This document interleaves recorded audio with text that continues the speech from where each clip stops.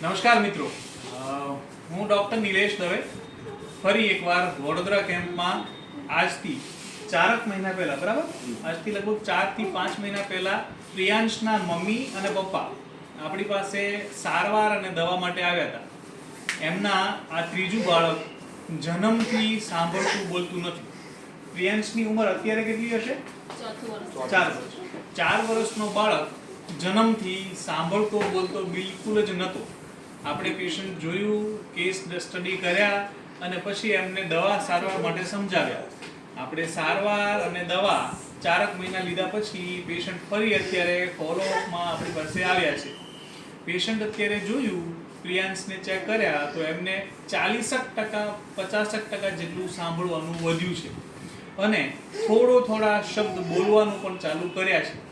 હજી એમને આશા છે કે સારવાર દવા વધારે કરશે તો વધારે સારું સાંભળતા થશે. અને યસ, પ્રિયાંશ 100% અત્યાર કરતાં વધારે સારું સાંભળતા અને બિલકુલ સરસ બોલતા પણ થઈ જશે. એમનો મા બાપની આ ખુશીનો લહેર અને આમનો આ ખુશીનો અનુભવ ના સાંભળવાથી લઈ અને સાંભળવા સુધીનો કમ્પ્લીટ એમના જ શબ્દોથી આ અનુભવ આપણે સાંભળીએ. નમસ્કાર, શું નામ છે આપનું? સંજયભાઈ. સંજયભાઈ, પ્રિયાંશના ફાધર છો તમે, પ્રિયાંશના પપ્પા. મને પ્રિયાંશ વિશે જણાવો. એમને શું તકલીફ હતી? તમે ક્યાં ક્યાં ડોક્ટરને બતાવ્યું? આપણી પાસે કેટલા ટાઈમ પહેલા આવ્યા અને હવે કેવું સારું છે મને જણાવો. પ્રિયાંશને 3 મહિના પહેલા સુરતમાં બતાવ્યું અને બરોડામાં કાંડા ડૉક્ટર કિશોરને બતાવ્યું. ત્યાં પણ બોલે કે ઓપરેશન જ કરવું પડશે, મશીન નીકાળવું પડશે અંદર ને બહાર. એટલે કોક્લિયર ઇમ્પ્લાન્ટની ઓપરેશનની વાત કરી હતી, પણ તમે એ કરાવવું યોગ્ય ના ગણ્યું.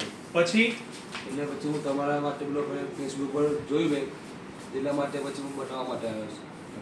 એટલે 4 મહિના પહેલા તમે આવ્યા ત્યારે બિલકુલ સાંભળતો નહોતો અને આપણી 4 મહિનાની દવા પછી હવે અત્યારે કેટલું સાંભળે છે તમે મને જણાવો. તમે પ્રિયાંશના મમ્મી છો, રાઈટ?